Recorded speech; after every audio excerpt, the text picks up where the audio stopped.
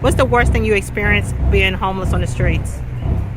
Seeing people use drugs and people dying of drugs, Dying? How so? What do you mean? like overdosing.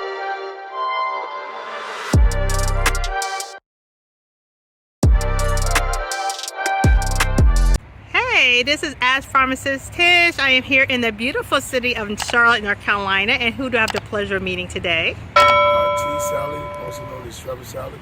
Okay, nice to meet you. Nice to meet you. All right, so you're born and raised from Charlotte, or where are you? Born and raised in New York City. Okay, New York Brooklyn, New City. York. Okay, Raised in Queens. okay. And how long you been in the Charlotte area, though? 22 years. 22 years. All right. So tell me, how was your life in New York? It's very rewarding. I had my chance to go to college. Okay. I went to community college first, and then I ended up in regular college. Mm-hmm. My test scores was too high for community college, and I went to regular college out of Syracuse. Okay. My first regular college. Hold on. So you graduated from high school. Yes, ma'am. You went to a junior college. It was too high, so you went up at Syracuse. Syracuse. Wow. That was my first real college. Okay. Wow. That's a real college, all right. That's one of the top colleges. Okay. Yes, it is. And so, how were your college years? Very rewarding, and I was thankful that I can actually go to something like that. As I was the first one in my family to actually go to a law school. Okay. You went to law school. Yes, ma'am. Okay. You're at Syracuse. Medical. Okay. So you went to law school and medical school. I took up forensic medical and criminology. Okay. Oh, forensic medicine and criminology. Yes, ma'am. Okay. Okay. So, did you graduate with those degrees? Yes, ma'am, with my bachelor's. And what? Criminology and forensic medical. Oh, okay. Now, what about the law part? You did finish that? I had my law firm in Charlotte. Uh huh. And it went bad because people was actually doing bad things and trying to get over. Okay. I was actually one running it, and they was just doing things behind my back and didn't like it. So how did you end up in Charlotte? I got out the military in 2000 and ended up in Charlotte with my mother. Uh huh. My mother moved down here in '94, and I moved down here in 2000 after the military, straight out of the military. So you what branch of the military? Yes, ma'am. Marines, Air Force, and Navy. Oh, so you was in the Marines, the Air Force, and the Navy. And the Navy, yes, ma'am. Oh wow. How many years were you in Altogether, 8. Oh wow. Okay. Oh, so you were like what? Did 2 apiece or something like that? Yes, ma'am. Well, it's a little bit more than that. Okay. Yes, Okay. So you said you played for the Hornets as well, or? I played basketball. They got something called Urban Ministry. Yeah. Probably familiar with it. Yeah, Urban Ministry. I was at the basketball camp in 2008, and they had basketball scouts watching me. Okay. Urban Ministry told them about me, and I ended up playing for the Hornets. Oh wow. And what year did you play for the Hornets? 2008. Okay. So, do you have a mental health issue or anything, hon? Not really, man. Not really. So you never been diagnosed with anything? I don't want to talk about it. You want to talk about it? Okay, that's no problem. What about any substance misuse or anything like that? Is that an issue? Alcohol, marijuana, cocaine. Okay. Now, cocaine. now, how did you start using crack cocaine? Through a woman, females. Women, the women are blamed to that. Well, Mexican female that was addicted already before I was. Okay. Introduced me to it in New York. It was Puerto Rican females from the Bronx. Right. I ended up with a whole bunch of females, friends, that so-called say they love me, but they use me for my, for my money, Right. my body, and they wanted me as just a sex slave, and that's how. So they use you for for your money and as a sex slave. Yes, ma'am. Why did they do that? And that playboy. Oh, you're a playboy. Yes, ma'am. Oh, okay. Right. Okay. So how was your childhood like? How was your teenage years? Was great. Awesome. Did you use drugs while you were a child? When I was 15 years old, I used my first drug. It was crack cocaine and marijuana. At 15 years old. Yes, ma'am.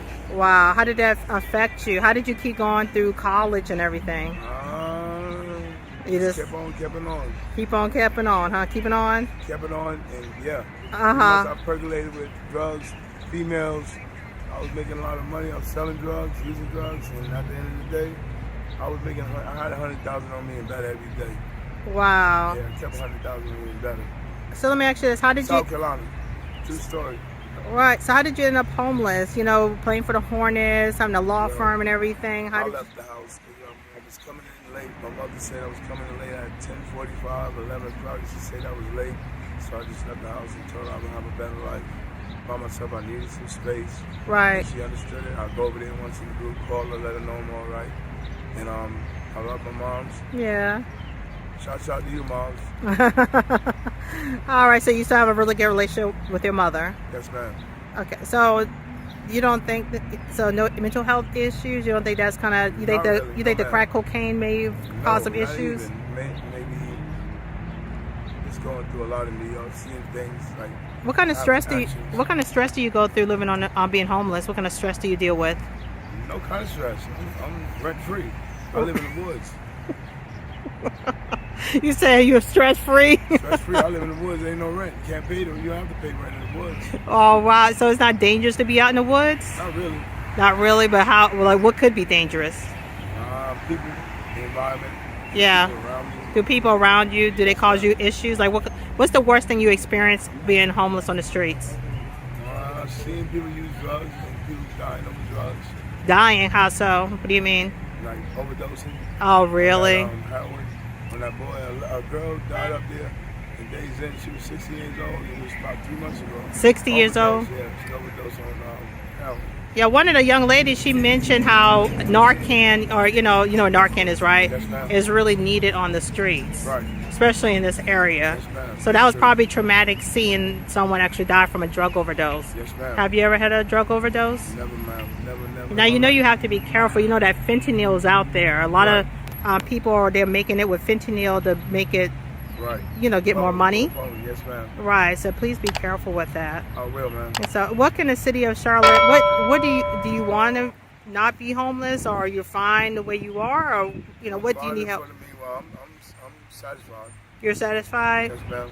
All right. What do you plan on doing for Easter? Easter, staying humble, keeping my family first, Right. and God first too, also, Right. and just be humble and stay cool, and just go with the flow. Let's go with the flow. All right. Well, I really appreciate this. Was an excellent interview. Okay. Thank you, ma'am. And you know what else too? What's that, sweetheart? I love Jesus. Yes, you love So I Jesus. love Jesus, and I know Jesus with me everywhere where I go, in my network also. Yes, he is. Closing out like this. Okay. Shout out to everybody from New York, everybody from North Carolina, everybody from Florida, everybody from the Triad, Right. everybody from everybody across the world.